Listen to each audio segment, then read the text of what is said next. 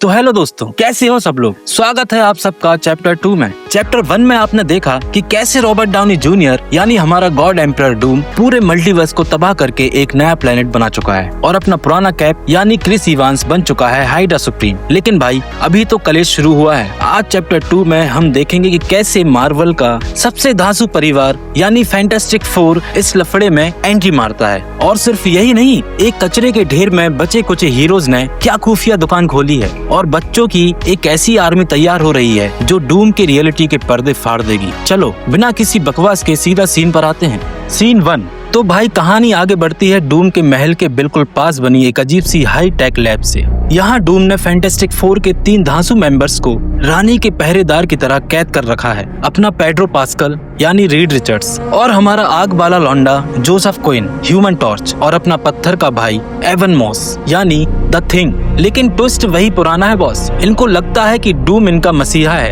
इन्हें अपना कुछ याद ही नहीं है। लेकिन तभी महल के सबसे नीचे बनी एक अंधेरी काली जेल से एक बंदा दीवार फाड़कर भागता है। कौन है ये है माइल्स टेलर। याद है पुरानी फैंटास्टिक फोर 2015 मूवी का रीड रिचर्ड्स। लेकिन इस टाइमलाइन में ये कोई हीरो नहीं बल्कि द मेकर है, एकदम सानपट्टी वाला और evil Reed Richards. The maker भागते हुए सीधा हमारे पेड्रो पास्कल वाले रीड रिचर्ड्स के पास पहुंचता है। पेड्रो पास्कल उसे देखकर चिल्लाता है, तुम कौन हो और गार्ड के कपड़ों में यहाँ क्या कर रहे हो। द मेकर बिना कुछ बोले पेड्रो पास्कल का गला पकड़ता है और उसके सर पर एक अजीब सा तरंग वाला डिवाइस लगा देता है और भाई तभी होता है दिमाग का दही। पेड्रो पास्कल के दिमाग का लॉक एक झटके में टूट जाता है। उसके सामने पुरानी दुनिया के सारे फ्लैशबैक्स चलने लगते हैं। उसे याद आता है कि कैसे हरामी डॉक्टर डूम ने उनकी पूरी हंसी खुशी चलती हुई दुनिया को कुचल दिया था। और सबसे बड़ा झटका, जिस सुई स्ट्रोम यानी बेनेसा किर्वी को डूम महल में अपनी रानी बनाकर घुमाता है, वो असल में डूम की नहीं बल्कि हमारे पेड्रो पास्कल की असली पत्नी है। पेड्रो पास्कल की आंखों में गुस्से के आंसू आ जाते हैं। वो कांपते हुए कहता है,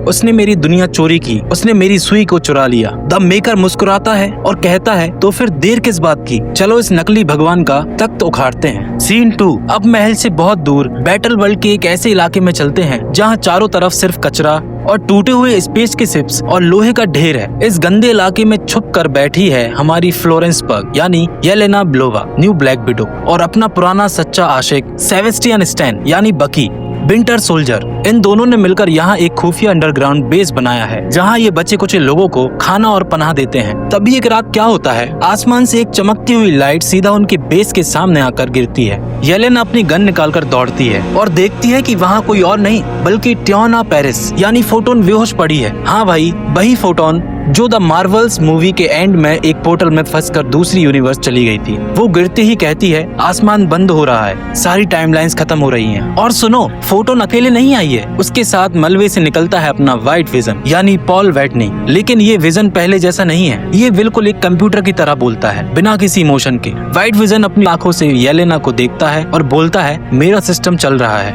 मेरे पास मिट्टी में मिले 47,000 यूनिवर्सेस का डाटा सेफ है। येलेना और बकी के होश उड़ जाते हैं। उन्हें समझ आता है कि ये रोबोट उनके लिए एक खजाना है क्योंकि इसको पता है कि डूम को कैसे हराना है। जल्दी इनको ज्वाइन करने वहाँ आ जाती है हमारी भारी भरकम टैटियाना मैस्लेनी यानी शी हल्क और धर्राती हुई टेसा थॉम्सन यानी किंग वेल्क्री जो अब इस कचरे के ढेर की सेना तैयार कर रही है। सीन 3। चलो अब चलते हैं बैटल वर्ल्ड की एक ऐसी बाउंड्री पर जहां डूम की पुलिस ने सख्त पहरा लगाया हुआ है। तभी आसमान में एक बड़ा सा पर्पल रंग का जादू का पोर्टल खुलता है और उसमें से निकलती है हमारी चार्लिज थेरॉन यानी क्लिया। लेकिन क्लिया इस बार अकेले नहीं आई है, वो अपने साथ एक ऐसा एटम बम लेकर आई है जिसे देखकर डूम के गार्ड्स की पैंट गीली हो जाती है। उसके पीछे से उतरता है लेविस पुलमैन यानी मार्वल का सबसे खूंखार और पावरफुल कैरेक्टर सेंट्री। सेंट्री के जिस्म से इतनी ताकत निकल रही है जैसे हजारों सूरज एक साथ फट गए हों। क्लिया चिल्लाती है, इस प्लेनेट का कोई भगवान नहीं है सेंट्री, इसका रास्ता साफ करो। सेंट्री बस एक फूंक मारता है और डूम के सारे साइबर गार्ड्स राख बन जाते हैं। रास्ते में इनको मिलती है 2 पक्की सहेलियां, अपनी ग्लू ग्लू करने वाली मिस मार्वल यानी इमान वेलानी और तीरंदाज केट विशॉक हेली स्टेनफील्ड। ये दोनों चिल्लाती हैं, अरे दीदी इधर आओ, हमने पहले से एक पूरी बच्चों की पलटन तैयार रखी है। भाई इन दोनों ने मिलकर यंग एवेंजर्स के बचे कुचे बच्चों को इकट्ठा कर लिया है। वहाँ खड़ा है जोई लॉक यानी विकन, जोशुआ वेसेट यानी स्पीड और अपनी साइज बदलने वाली लड़की कैथरीन न्यूटन कैसी लैंग। अब इनका प्लान क्या है, ध्यान से सुनो। विकन जो है ना, वो स्कारलेट विच का बेटा है और उसके पास बहुत ही खतरनाक जादू है। विकन सबको बोलता है डूम ने इस प्लेनेट के अलग अलग हिस्सों के बीच बड़ी बड़ी दीवारें बनाई हैं ताकि कोई हीरो दूसरे से मिल ना सके। क्लिया बोलती है तो फिर इस दीवार को तोड़ो। विकेन आगे बढ़ता है, अपनी दोनों आंखों को नीला करता है और एक बहुत बड़ा जादू का झटका मारता है। बैटल वर्ल्ड की वो विशाल दीवार कांच की तरह टूट जाती है। अब रास्ता साफ है बॉस। अब कचरे के ढेर के हीरोज फैंटास्टिक फोर और ये बच्चों की आर्मी आपस में मिलने वाली है डूम की लंका लगाने के लिए। तो दोस्तों ये था हमारा चैप्टर 2 का पूरा धांसू मसाला। पेड्रो पास्कल को सब याद आ चुका है, बाकी हीरोज एक जगह इकट्ठे हो रहे हैं और दीवार टूट चुकी है। लेकिन अभी तो मजा तब आएगा जब अगले चैप्टर में डेयरडेविल, पनिशर और अपने गोस्ट राइडर यानी रायन गॉसलिंग की एंट्री होगी। अगर आपको चैप्टर 3 भी चाहिए तो जल्दी से मुझे कमेंट में पार्ट 3 लिखकर बताओ और फिल्म हिस्ट्री को सब्सक्राइब करना मत भूलना।